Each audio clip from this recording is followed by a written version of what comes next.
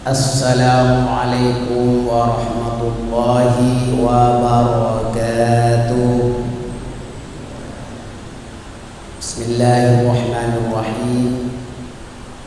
Alhamdulillahi rabbil alamin. Wassalatu wassalamu ala ashrafil anbiya'i wal mursalin, sayyidina wa habibina wa syafi'ina wa qurrati a'yunina Muhammadin wa ala alihi wa sahbihi ajma'in, wa ba'du.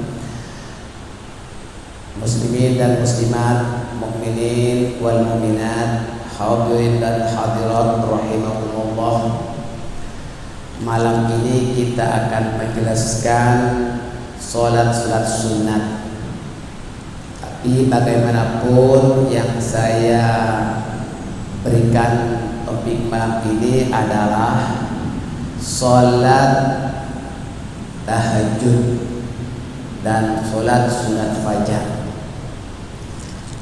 Saudara-saudara sekalian, setiap mukmin dianjurkan untuk kita mendirikan sholat sunat untuk menyempurnakan kekurangan yang terdapat pada sholat fardu.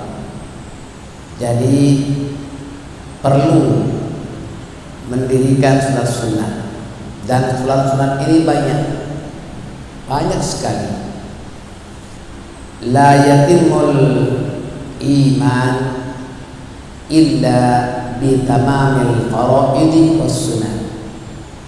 Tak sempurna iman seseorang itu melainkan menyempurnakan yang fardu dan menyempurnakan yang sunat. Itu dia. Sementara orang ambil remeh, acuh tak acuh sembahyang sunat ini, ala itu cuma sunat saja. Sebetulnya sangat berperanan. Peranannya pada saat seorang itu ditimbang amalnya. Yang pertama kali yang akan dihitung pada hari kiamat ialah tentang sholat. Sekiranya di neraca yang amat adil itu lebih berat kepada keburukannya, misalnya, artinya ada sholatnya yang tak sempurna, mungkin kurang khusyuk, mungkin ada cacat, mungkin ada kekurangan-kekurangan, dia bukan langsung dimasukkan ke dalam neraka, tidak. Bahkan Allah perintahkan kepada para malaikatnya, wahai para malaikat, barangkali hamba ini ada mendirikan sholat sunat. Kalau sekiranya didapati hamba ini banyak mendirikan sholat sunat, maka dibikin penyempurna untuk melengkapkan sehingga lebih berat kepada kebaikan. Itu. Jadi sangat penting sembahyang sunat ini. Tapi bagaimanapun kita kena fahami, sholat sunat ini bermacam-macam. Ada sholat sunat yang tidak disunatkan berjamaah, dan ada sholat sunat yang disunatkan berjamaah. Ini saya baca secara singkat saja, nanti saya menerangkan secara terperinci nanti insyaallah. Cuma malam ini kita menerangkan sholat sunat yang tidak disunatkan berjamaah. Pertama, sholat sunat rawatib. Semua dah tahu kan rawatib, yaitu sholat sunat qobliyah ba'diyah. Yang kedua, sholat sunat witir. Tapi sholat witir ini jika di bulan Ramadan memang disunatkan berjamaah. Kemudian sholat sunat tahajud ini pun tak disunatkan berjamaah. Tapi kalau sekiranya mengadakan majlis qiyamul lail misalnya, kemudian si pemimpinnya, si ustaznya itu menyuruh mari kita ramai-ramai mendirikan sholat tahajud supaya teratur dan tertib, boleh apa tidak? Boleh. Ini bukan dilarang ya. Cuma sembahyang tahajud ini kalau di rumah itu tak perlu berjemaah ya.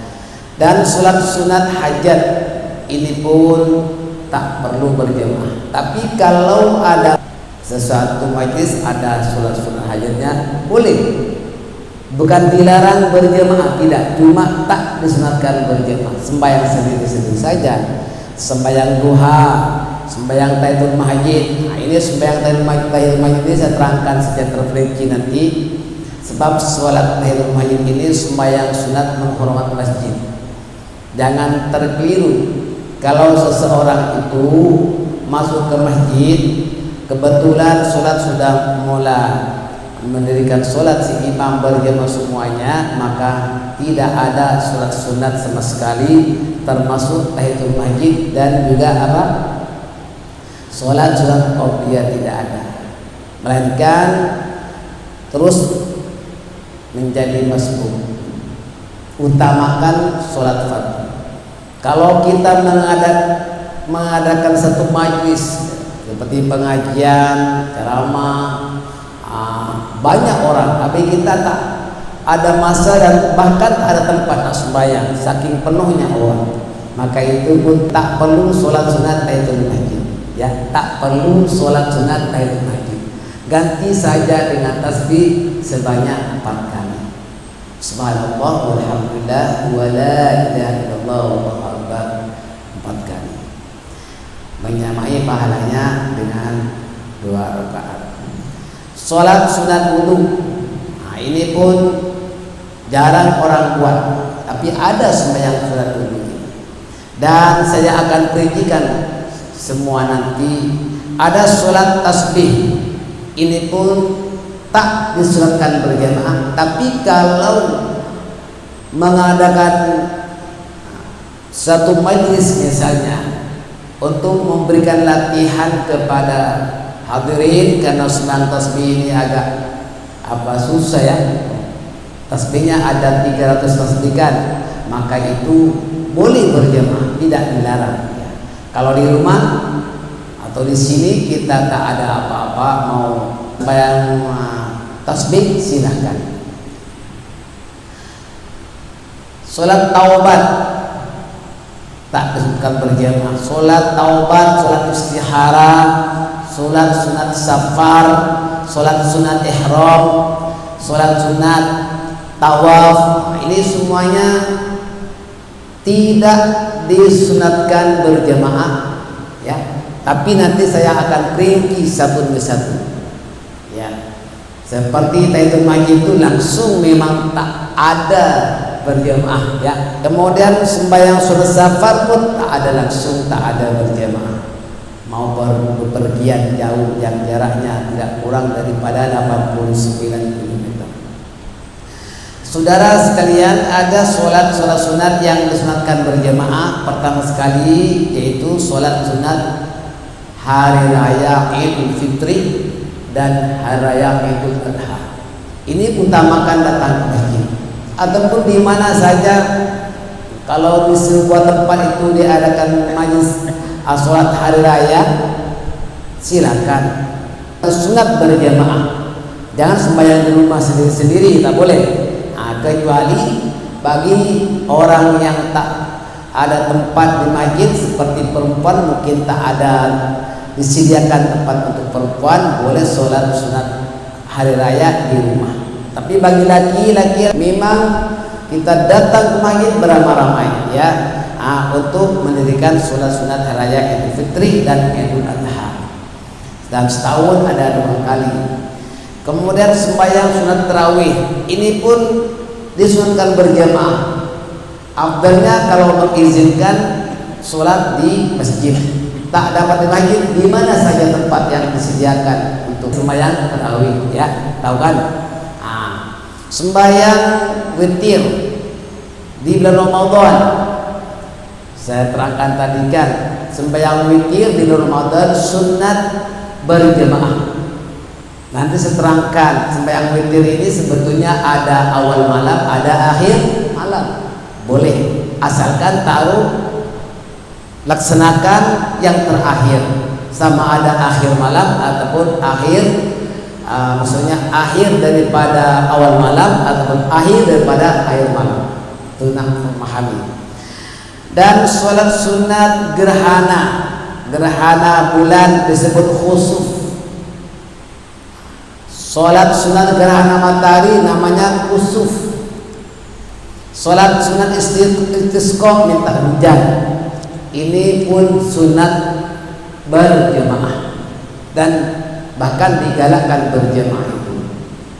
Baik, berkenaan sholat sunat rawatib saya akan terangkan kemudian nanti. Cuma ada satu di antara sekian banyak sholat sunat rawatib yang saya akan terangkan malam ini, yaitu sholat sunat fajar. Sholat sunat fajar itu adalah sholat sunat subuh.